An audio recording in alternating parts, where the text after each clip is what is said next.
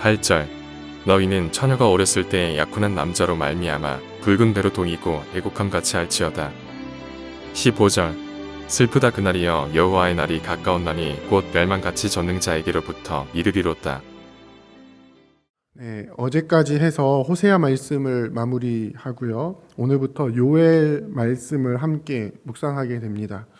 요엘은 사도 베드로가 이 땅에 성령이 임하였을 때에 이 요엘 선지자의 말씀을 인용하여 설교를 해서 이제 그 요엘 선지자가 어떤 내용의 예언을 했었는지 잘 알고 있습니다. 우리가 잘 알고 있는 것처럼 여호와의 날에 모든 세대의 사람들에게 어떠한 일들이 일어나게 될 것인지를 보여주는 말씀으로 이 요엘 말씀이 많이 인용됩니다.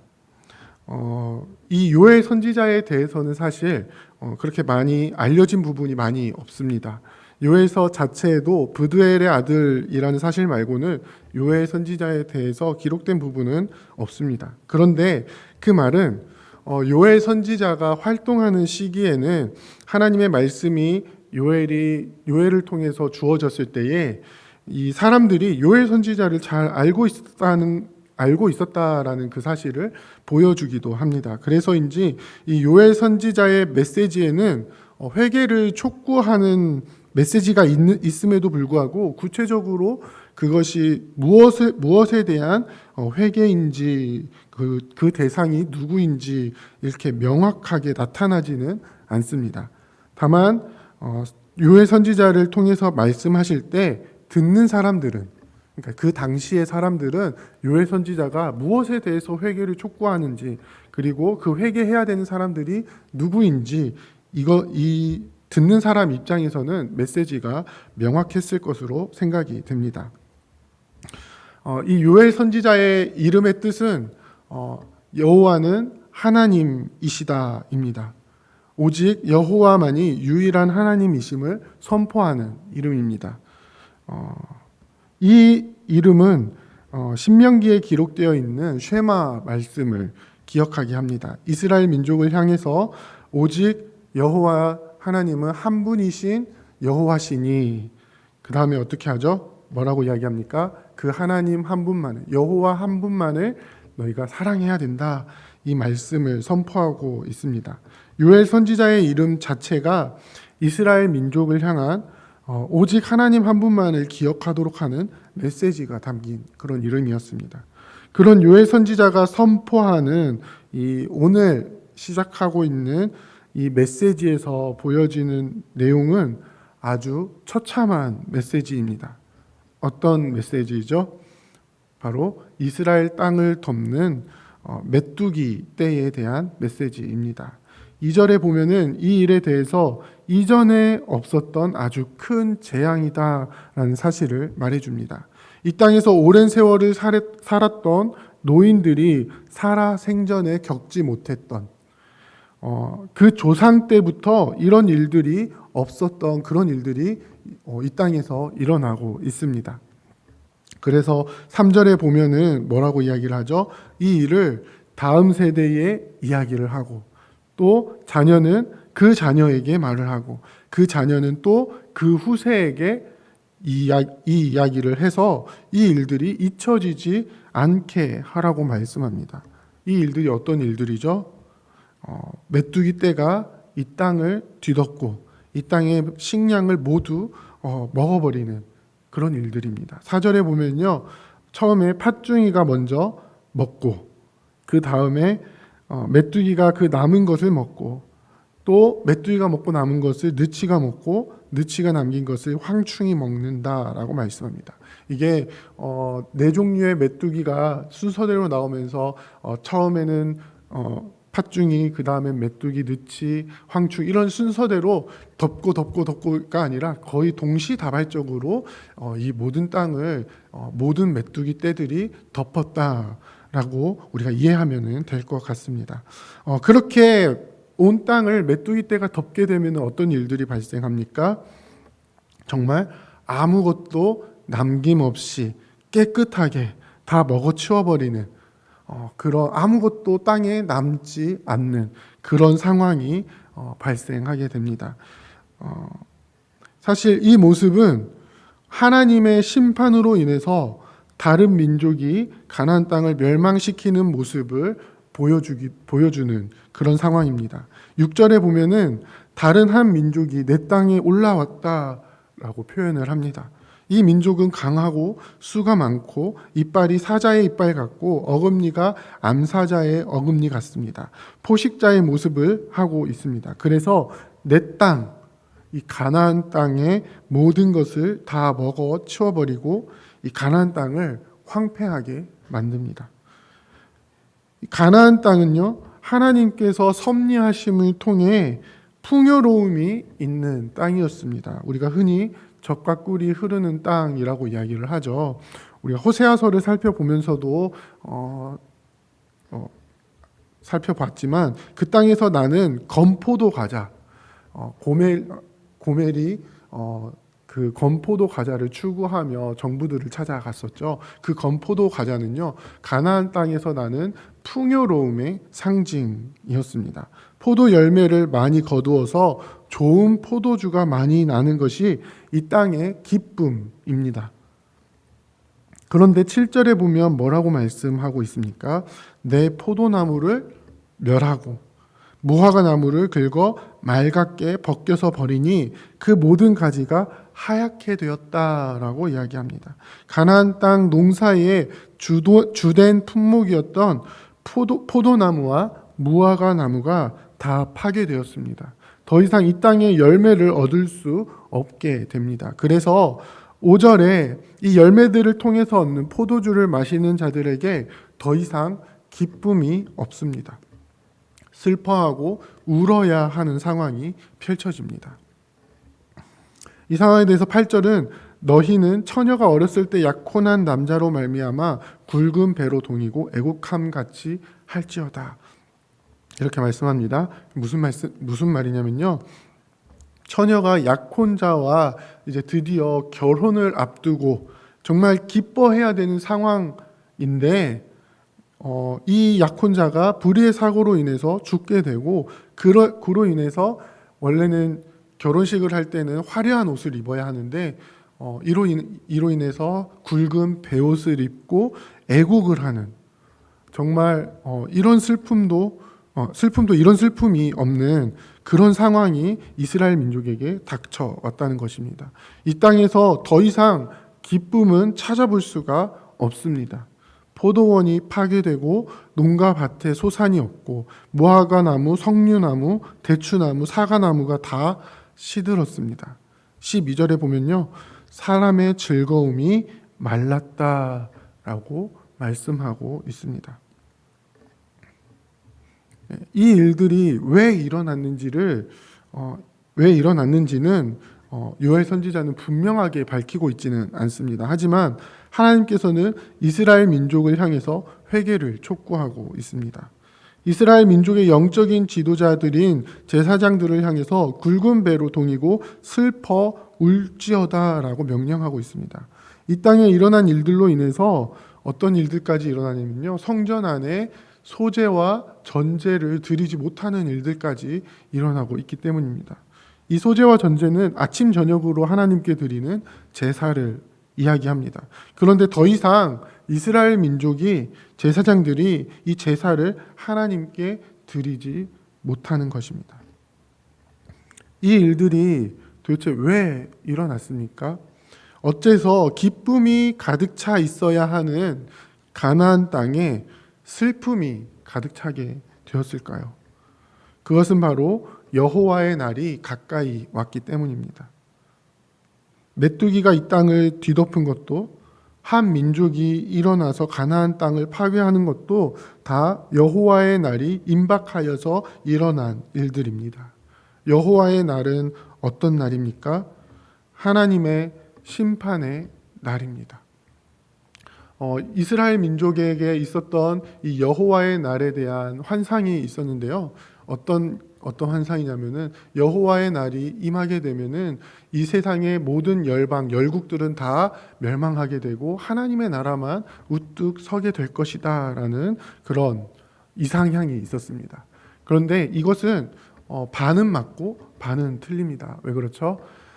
여호와의 날이 온전하게 이루어지는 것은 예수 그리스도께서 이 땅에 재림하실 때 온전히 이루어지는 것입니다. 그 전에 구약의 선지자들이 예언하고 있는 여호와의 날은 대부분의 이 심판의 날로 예언을 하고 있습니다. 이 날이 임하면요, 사람들뿐만 아니라 그들에게 속해 있는 가축들까지도 부르짖으며 헐떡이게 됩니다. 이 상황에서 하나님의 백성들은 어떻게 해야 하겠습니까? 여호와의 날이 임박해 있는 이때에, 하나님의 심판이 코앞에 다가와 있는 이때에 하나님의 백성들은 무엇을 해야 하겠습니까? 사랑하는 부평교회 성도 여러분, 우리가 살아가는 이 시대 가운데에도 여호와의 날이 임박해 있음을 보여주는 그런 표징들이 많이 나타나고 있는 것을 보게 됩니다. 우리가 살아가고 있는 이 땅에 하나님의 공의와 인애가 사라지고 하나님의 말씀을 통해서 나타나야 하는 하나님의 의가 사라지고 이 땅 가운데 건설되어져야 하는 하나님의 나라가 도무지 보이지 않는 그러한 상황들이 계속되고 있습니다. 이러한 일들이 인간사에만 일어나는 것이 아니라 로마서 8장에는 뭐라고 기록을 하고 있습니까? 모든 피조 세계들이 허무한데 굴복하게 하는 이로 말미암아 굴복하여 신음하고 있다라고 표현을 합니다. 인간사에 일어나고 있는 모든 죄악들로 인하여서 사람들만 고통하게 되고 사람들만 힘들어하는 것이 아니라, 사람들만 사망 가운데 거하고 있는 것이 아니라 이 피조 세계들도 그로 인하여서 허무한데 굴복하고 신음하고 있다라고 이야기를 합니다. 이 여호와의 날은 하나님의 심판으로 인해서 오늘 요엘 1장에서도 말씀하고 있는 것처럼 사람에게 속해 있는 땅과 그 땅에 속해 있는 모든 소산들, 모든 가축들이 함께 힘들어하고 함께 헐떡이며 하나님 앞에 부르짖고 있는 모습을 보여주고 있습니다. 그러한 시대적인 상황 속에서 하나님의 백성으로 부르심을 받은 우리는 어떻게 해야 하겠습니까? 우리는 이 땅에 하나님의 공의와 하나님의 인애가 회복되도록 그 주님 앞에 부르짖으며 나아가야 하지 않겠습니까? 하나님의 성전에서 소재와 전제가 사라졌던 그 시대에 하나님의 백성이 슬퍼했던 것처럼 하나님 앞에 온전한 예배가 사라져버린 이 땅 가운데에 하나님의 백성인 우리들은 눈물 흘리며 거기에 대해 애곡하며 나아가야 하지 않겠습니까? 그리고 그 애곡은 무엇을 위한 애곡입니까? 다시 하나님을 예배하는 그 예배의 회복을 향한, 하나님의 심판으로만 여호와의 날이 끝나는 것이 아니라 그 여호와의 날을 통하여서 이루어지게 될 영원한 하나님의 나라가 이 땅에 다시 온전하게 이루어지기를 바라면서 하나님 앞에 부르짖어야 하는 게 우리 하나님의 백성들이 해야 하는 일들이 아니겠습니까? 이 일들이 우리의 삶 가운데 이루어지기를 소원합니다. 단순히 나만 잘 먹고 잘 살면 되는 것이 아니라 이 임박한 하나님의 심판 가운데에 나는 예수님 믿고 구원받았으니까 거기에서 끝나는 것이 아니라 그 임박한 하나님의 심판 가운데에 하나님의 의가 다시 이 땅 가운데 드러나도록 우리의 삶을 통하여서 하나님의 나라가 이 땅에 나타나도록 우리의 삶을 주님 앞에 드리며 나아가기를 소원합니다. 우리 교회가 표를 통해서 계속해서 외치고 있는 것처럼 우리를 통하여서 하나님의 나라가 이 땅에 이루어지고 하나님의 의가 드러나게 되는 그 일들을 위해서 우리는 무엇을 해야 합니까? 그 표의 마지막에 우리는 이렇게 고백을 하고 있죠. 의의 병기로 하나님께 우리의 몸을 드려야 합니다. 단순히 하나님 앞에 하나님의 나라가 이루어지게 하여 주시옵소서, 하나님의 의가 드러나게 해 주시옵소서, 단순히 말로만 기도하는 것이 아니라 우리의 삶이 그 의를 드러나게 하는 의의 병기가 되어서 이 땅 가운데 살아가야 한다는 것입니다. 여호와의 날이 임박한 이때에 우리의 삶이 그러한 삶이 되기를 원합니다. 그래서 이 어두워지고 그리고 죄악이 가득 차 가고 있는 이 땅 가운데에 하나님의 회복하게 하시는 은혜가, 하나님의 나라가 이루어지게 하는 은혜가 우리를 통하여서, 우리 재건부평교회를 통하여서 이 땅에 온전히 이루어지기를, 그것을 위하여서 우리의 삶을 드리며 우리 모든 사역들을 해나가는 우리 저와 여러분들이 다 되시기를 주님의 이름으로 부탁드립니다. 함께 기도하겠습니다. 이제 오늘 받은 말씀으로 함께 기도하겠습니다. 여호와의 날이 임박한 세상 가운데 애통해하며 황폐해진 땅을 위해 애곡하는 이 땅을 위해 기도하며 이 땅을 다시 세워나가는 주의 백성이 되게 하옵소서. 죄악이 가득 차 황폐해진 세상 속에서 다시 회복해 하실 주의 나라를 믿음으로 바라보며 그 나라를 위하여 우리 자신의 의의 병기로 드릴 수 있는 우리 교회가 되게 하옵소서.